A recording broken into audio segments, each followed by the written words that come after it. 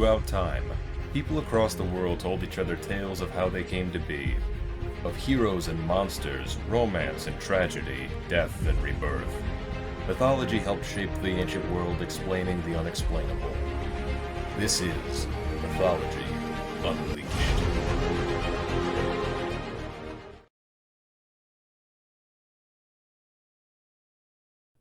Monsters and mythical creatures found in the folklore of the various Native American peoples are some of the most bizarre and terrifying ever imagined. Yet the most powerful of them have a distinct tie to the elements and to nature as a whole, from the legendary Thunderbird to the dreadful Wendigo. And among the most feared of these elemental monsters were the horned serpents. Appearing in the mythologies of countless Native Americans in the southeastern woodlands and the Great Lakes regions, and referred to by a host of different regional names, the horned serpent was a powerful creature heavily associated with rivers, lakes, and other bodies of fresh water. As its name would imply, it was often described as a larger-than-life snake with a pair of horns upon its head, though unlike a true snake, the horned serpents were sometimes said to have short limbs, giving it an almost dragon-esque appearance. Additionally, the horned serpents were all said to have wide, gaping mouths for swallowing their prey whole, from animals to humans, and in some cases, to entire valleys. Though the size and the physical details of the horned serpents may vary from story to story, one universal fact remains. In every story that they feature, the horned serpent is always the enemy of the people, of nature, and of the gods. In a Mi'kmaq story, a particularly large horned serpent, one whose mouth was a mile wide and whose body stretched across valleys, was responsible for stealing all of the water in the land, threatening the very survival of the entire world. But the monster's vast size, strength, and cruelty scared all from even trying to get the water back. All except for the god Glooskap. Dressed in his most intimidating war attire, Glooskap fought the serpent, slashing open his belly, slashing open his underbelly, and letting the water spill out into the world, filling the rivers and the lakes, all the way to the eastern sea. An Ojibwe legend tells of how a great serpent called Mishigenebig kidnapped and killed the young cousin of the hero Nanabojo. The vengeful spirit caused the serpent's lake to boil and froth until the horned serpent emerged, and Nanabojo showered it with poisoned arrows.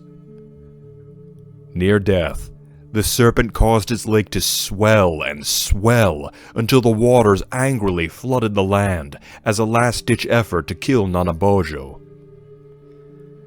Nanabojo ran through the villages of humans and told them to seek shelter on the mountaintops. The waters continued to rise until all the mountains were under the flood. Nanabojo made a large raft upon which he gathered the humans and animals to keep them safe until the floods receded and the great serpent died. These two stories not only portray the horned serpents as greedy and cruel monsters, but their respective defeats all led to a variation of the Great Flood story, a classic motif found in practically every mythology on the planet. But it was not only gods and spirits who battled the horned serpents. Occasionally, a brave human hunter or warrior garnered the courage to face one of these monsters in combat, though never without some form of magical aid. In Cherokee mythology, a Shawnee captive was tasked to kill a horned serpent who had the power to compel prey to run towards it rather than from it. Should the captive succeed in his venture, he would win his freedom. After finding the horned serpent high in the Tennessee hills, the Shawnee brave made a circle of burning pine cones to protect himself from the serpent, and shot a poisoned arrow into the seventh stripe on the serpent's back, its only weak spot. The serpent died, and its poisoned blood streamed out towards its killer, but the fire saved the Shawnee youth, who had then won his freedom. In Lakota legend, the people were terrorized by a horned serpent of great power called Unkagila, or Unktahi, who was as long as 100 horses, whose body was thicker than the trunk of the biggest red oak, and whose scales were of glittering mica. Many warriors wanted to kill Unkagila, not only to free the people from her evil, but also to acquire her frozen heart. Whoever possessed it would have the power to woo anyone they desired, to never miss a shot, and to see far into the future. Many tried to kill Unkagila, but all who saw her would go blind, then go mad, then froth at the mouth, and then die, as would the entirety of his family. The only ones to succeed in slaying Unkagila and stealing her heart were two twin boys, one of whom was blinded by an accident that left him without eyes, and the other would guide him to the monster's lair. Once the pair reached the monster's lair, the brother with sight waited for the first sign of the serpent's horns to break the water, and he alerted his brother, who shot a magic arrow into the seventh spot on Unkagila's body, into her heart, killing her. While there are many legends of gods and heroes slaying these monsters, in the northern territories, the horned serpent's greatest enemies were the Thunderbirds. In Anishinaabe mythology, it was said that the Thunderbird controlled the upper world, while the underworld was ruled by the great horned serpent, at whom the Thunderbird would cast its lightning bolts, protecting humanity from its wrath. In Menominee mythology from northern Wisconsin, the Thunderbirds were responsible for preventing the great horned serpents, known here as the Mississauga, from overrunning the earth and devouring mankind.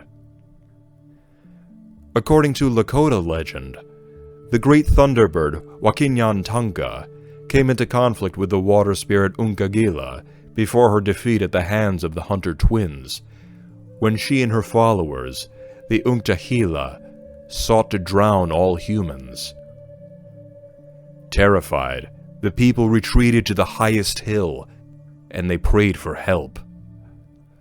Wakinyantanka heard their pleas, and led the other Thunderbirds into battle against Unkagila and her followers, splitting open the earth, and driving the evil spirits away from humanity. Much like real-life snakes and eagles, the horned serpents and the Thunderbirds were mortal enemies since the dawn of time, one side embodying the chaotic evil of the world, and the other fighting to keep the natural order in line. Native American mythology has spawned a vast assortment of some of the scariest monsters in legend, and perhaps the most powerful and the most evil of them were the horned serpents. Colossal beasts tied to fresh water. In many ways, the horned serpents were akin to fierce dragons, massive reptilian monsters with voracious appetites, uncontrollable greed, whose very presence was a bad omen that brought about misfortune, suffering, and death, and were perpetual opponents to gods, spirits, and the bravest of heroes. With their great size, unpredictable ferocity, and control over water and other powers, the horned serpents embody the dangerous sides of nature. And some say that the horned serpents are still out there, biding their time at the bottom of deep lakes, waiting for the right moment to drown the world.